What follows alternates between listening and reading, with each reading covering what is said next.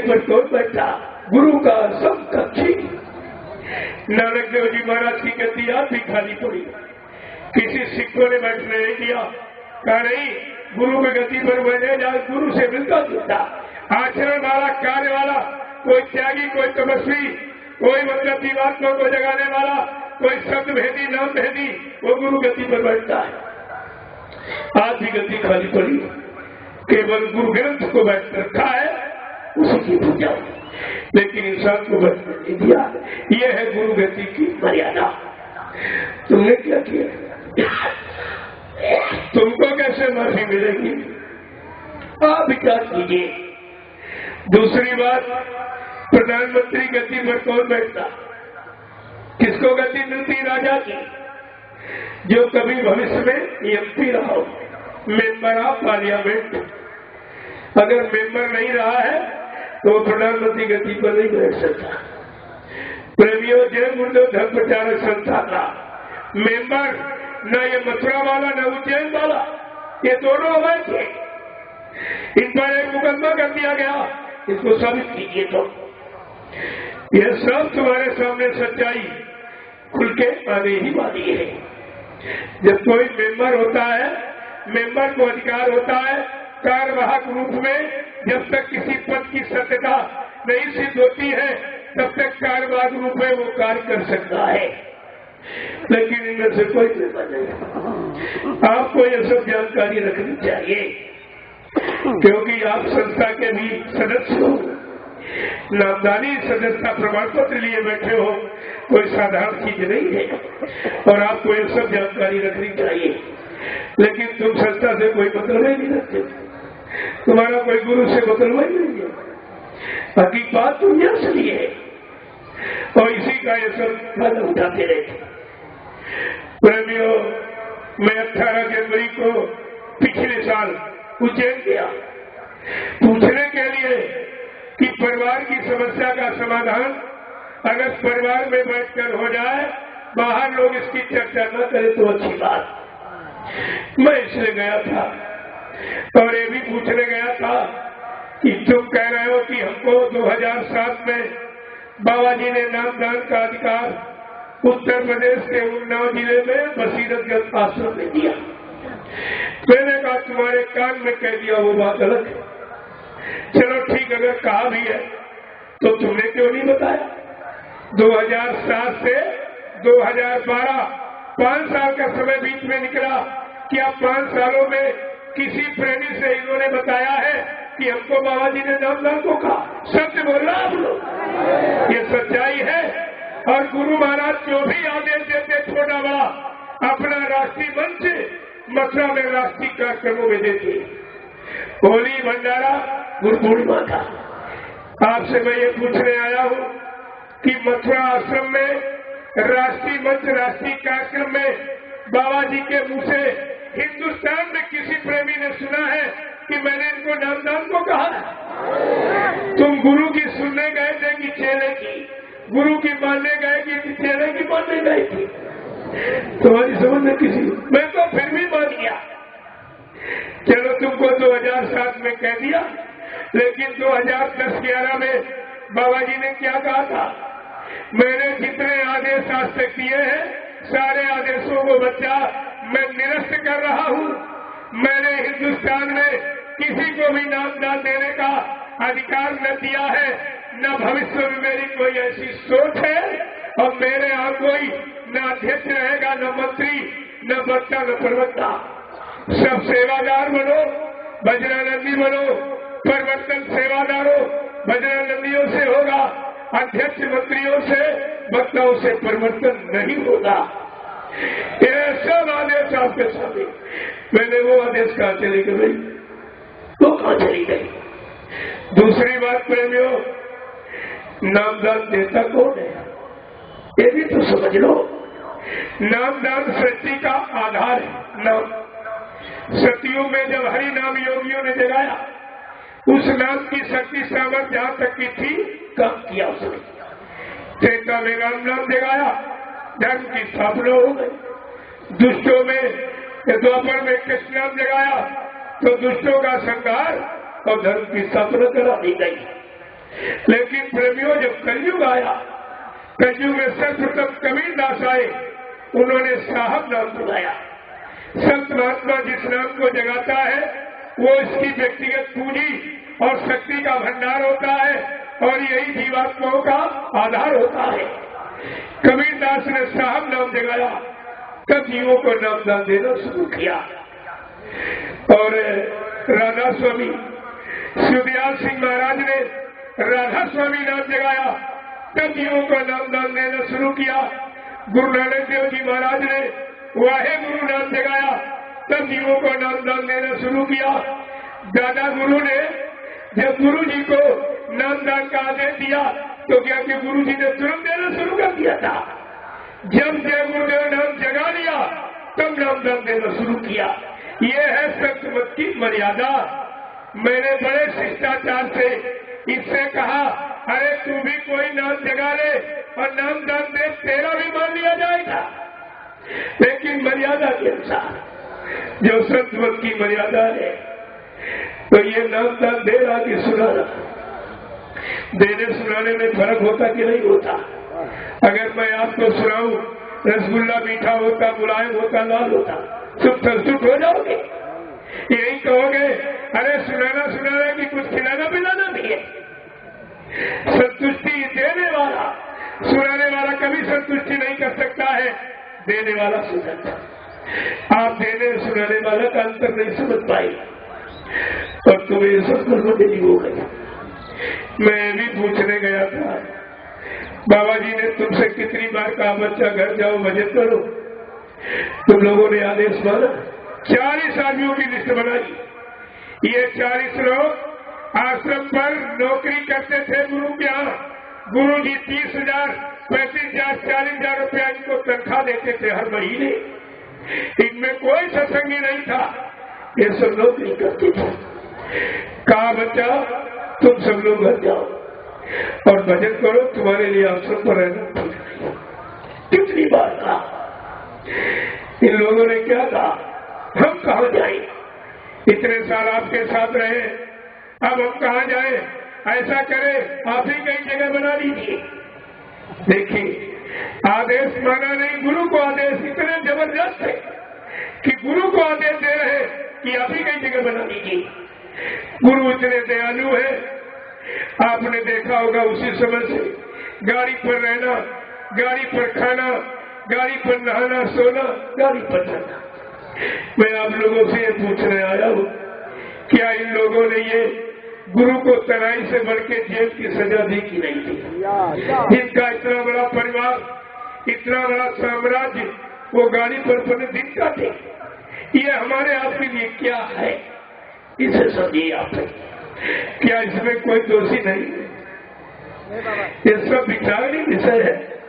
मैं वो भी हाल आपके सामने रखना नहीं चाहता, जानता तो सब हूँ। जो गुरु को आश्रम में बांधकर इन जल्लादों ने जो सजा दी है, जो चोर डकैत कतरी को भी नहीं सजा दी जाती। अगर मैं सारा हवाला खोल दूं, इसमें ऐसे प्रेमी बैठे हैं जिनका हार्ट अटैक हो जाएगा, वो गुरु का अपमान नहीं सह सकती है। लेकिन ये कहना भी उचित नहीं है। केवल आप जाग जाओ, भजन में लग जाओ, सेवा में लग जाओ, ये सब तुम्हारे सामने खुल के आ जाएगा। इन चीजों पर बराबर विचार करिए आप। तो जो ये कह रहा आपको गुरु जी नाम पावर दे गए, अगर इसकी कहानी मैं सुना दूं तो इन पर थूकोगे नहीं, तुम्हारा थूक भी महंगा होगा। इसी ने सर्वप्रथम 2005 में बाबा जी को जहर दिया और रस्सी में बांधकर पागल ठहराकर गाड़ी में डाल करके रांची ले गया डॉक्टर शैलेंद्र के पास। डाकधारी अपने गुरुभाई सरकारी डॉक्टर है, माइंड के स्पेशलिस्ट, क्योंकि बाबा जी पागल है, ये लिख देगा सरकारी डॉक्टर कि पागल हो गए, जीवन में कभी नहीं ठीक हो गए, तो ये संपत्ति जमीन आश्रम सब मेरे नाम हो जाएगा। देखिए इसका भी कोई नहीं। इसका बाप जब आश्रम लेके आया, ये फटा पैजामा पहन के आया था। उस समय एक टीबी का मरीज, एक फेफड़ा खराब होने लगा था। बाबा जी ने कहा इसकी शादी मत करो, आश्रम पर छोड़ दो। तभी से आश्रम पर इसकी परवरिश हो रही। बाबा जी ने वो वीआईपी व्यवस्था में इसको रखा कि कोई कष्ट इसको महसूस न हो। वीआईपी भोजन, वीआईपी यानी गाड़ी, वीआईपी भोजन व्यवस्था में और हिंदुस्तान का कैशियर बना के रखा। मैं ये पूछने गया था कि 25 साल तू हिंदुस्तान का पूरा कैशियर रहा, तुझको कौन सी कमी थी, तूने आखिरकार गुरु के लिए ऐसा क्यों कहा? अब ये क्या कह रहा जानते हो?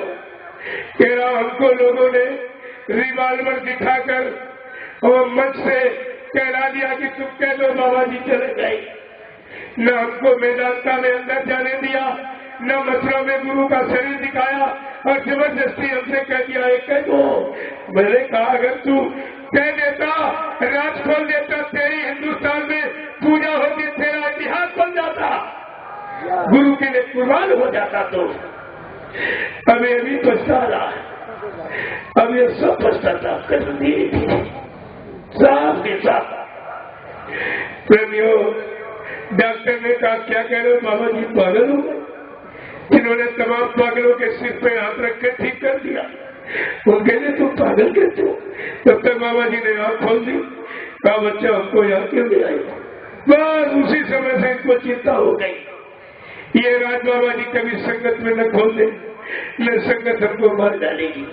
तब से गायब करने का, मारने की, जहर देने की प्रक्रिया को तेज कर दिया गया। आप लोग मथुरा जाते थे, देखा होगा, मंदिर के परिसर में एक चार्ट लगाया गया था जिसमें जहर की पुड़िया छिपकाई गई थी। पूछा गया सरकार ये कहां से? कहा बच्चा सब मेरे शरीर से निकला। कहा किसने दिया? अरे कहा तो तुम्ही लोगों ने दिया। इन लोगों ने फौरन बोल दिया, कहा तुम लोग बड़े बड़े नाखून रखा के आते हो, चरण स्पर्श पे समय नाखून मार के जहर चला दिया। अरे जो चरण स्पर्श करने जाएगा नाखून मारे जाएगा, और ये भी कोई बात है। लेकिन जब जैसी हो तबता तब तैसी मत होए, और काल रेख की लेख को मेट सके नहीं कोई। कौन मेट देगा इसको? ये सब आपको ध्यान देने चाहिए। मैंने ये भी कहा, जब तुम्हारे बीवी नहीं है, बच्चा नहीं है, जो उज्जैन में जमीन खरीद रहे हो, ये किसके नाम कर रहे हो? तुम्हारा कौन है? ये भी राज सुनेगा, ये सब तुम्हारे सामने आके खड़ा हो जाएगा। तुमको सब चीज की पहचान होगी। प्रेमियों, सदगुरु का दरबार है, यहाँ झूठा कोई टिक ही नहीं सकता। ये असली पहचान है, तो उसकी पहचान का मैंने एक नमूना आपके यहाँ झंडा लगा दिया। इस झंडे का प्रमाण है सच्चा। हिंदुस्तान में इतने काले, नीले, पीले, हरे, लाल झंडे गड़े हैं, कहीं पर भूत प्रेत नहीं आता है। इस झंडे का प्रमाण देखिए। आज शाम को 8 बजे के बाद आप ये दो नाम लेकर 11 चक्कर लगाना, और तुम्हारे पर भूत प्रेत अपने आप आ जाएगा और वो कहेगा आज हमको तुम सच्ची और शांति जगह सदगुरु के दरबार में लाए हो, अब मैं तुम्हारा साथ छोड़ दूंगा, नहीं होगा। ये देखिए दया का प्रमाण, सच्चाई का प्रमाण है। ये झंडा प्रमाण देगा झंडा। इसमें 8 बजे शाम को अभी ये घंटी लगेगी, एक प्रार्थना होगी, 1 घंटा सुमरन ध्यान भजन। इसके बाद ठीक 8 बजे के बाद आप जाना, उसमें चक्कर लगाना। ये सच्चाई तुम्हारे सामने। भूत प्रेत भी दौड़े चले आ रहे हैं, इनको भी यहाँ शांति मिलती है, लेकिन वो भूत नहीं आएगा जिसने संगत का धन खाया है और गुरु का अंश खाया है। वो इन भूतों से बड़ा भूत है, वो नहीं आएगा। ये भूत आएंगे नहीं, वो नहीं आएगा यहाँ, कोई दरबार में नहीं आएगा। आएगा तो टीका टिप्पणी, निंदा, रचना, बुराई की गठरी बांध के चला जाएगा। सत्य वचन उसकी समझ में नहीं आएगी। क्यों? विनाशकारी विपरीत बुद्धि, जिनका विनाश होने को है, पाप का घड़ा भर गया है, वो तो अवश्य फूटेगा। इसलिए उनकी समझ में प्रेमियों नहीं आएगा। ये तो जीता जागता प्रमाण झंडे का देख लीजिए। सबको पूरे हिंदुस्तान में सब जगह जहाँ झंडा गाड़ दिया जाता है, हजारों लोग बेचारे भूत प्रेत से निजात पा रहे हैं, लाभ मिल रहा। कैसे आदमी नहीं चिल्लाएगा हकीकत को? ये तो झंडा प्रमाण दे रहा आपको। और ये सदगुरु का मंच है। यहाँ शाम को भी 7 बजे घंटी बजेगी, एक प्रार्थना होगी, 1 घंटे सुमरन ध्यान भजन आप बैठ के करिए। अरे तुम 2 ही दिन कर लो, तुम्हारा अगर इसी में काम बन जाए तो इससे बड़ा लाभ तुम्हारे लिए क्या हो सकता। लेकिन तुम्हें अभी कुछ नहीं करते, तुम्हें कर लो वरना कुछ नहीं। इसकी निंदा, उसकी चुगली, उसकी बुराई, ये दूसरों की गंदगी उठा के लादा करते हो हमेशा। तुम कोई अच्छा काम न कभी किया है, न तुम्हारा मन अच्छे काम की तरफ तुमको प्रेरणा देता। सब विचारे हो जाते। प्रेमियों, मैं ये भी पूछने गया था कि क्या टाट पहनकर नामदान नहीं सुनाया जा सकता था? जिस टाट को तुमने खुद पहना, गुरु का आदेश सिर पर रख के तपस्वी भेष तपस्या किया, क्या तपस्या करके टाट करना खराब हो गया जो इसके पैर के नामदान नहीं सुनाया जा सकता? पूछिए आप, हमको तो मिला नहीं, वो भाग गया पहले। मैं 18 को पहुंचा, 16 को काफला नहीं की बात, मुझे नहीं मिला। मिलता तो मैं सारी एक बात पूछता, मुझे तो सब मालूम है, लेकिन वो जानता था ये सब पूछे, ये पूछे, वो पूछे, पहले चलेगी। लेकिन आप तो जाते आते, आप उनसे पूछना। प्रेमियों, जो प्रेमी गुलाबी पगड़ी बांधे बैठे, मैं तो तुमको 1000 बार प्रणाम करता हूं, क्योंकि गुलाबी पगड़ी मैंने भी बांधी है। लेकिन गुरु का आदेश जब था तब, आदेश जब होता है, आदेश का पालन करो, उसका पूरा लाभ होता। 1978 में गुरु ने आदेश दिया था गुलाबी पगड़ी का। शायद तुम लोग संगत में आए भी नहीं होंगे, जितने लोग आए हो, तुमको कुछ नहीं पगड़ी के हाल मालूम, न तुम पैदा न तुम नामदानी होगी। 1978 में 1 साल में बात क्या बच्चा, इस पगड़ी को सम्मान के साथ उतार के बक्से में रख देना। ये सती वाले की सूचना दी रही है।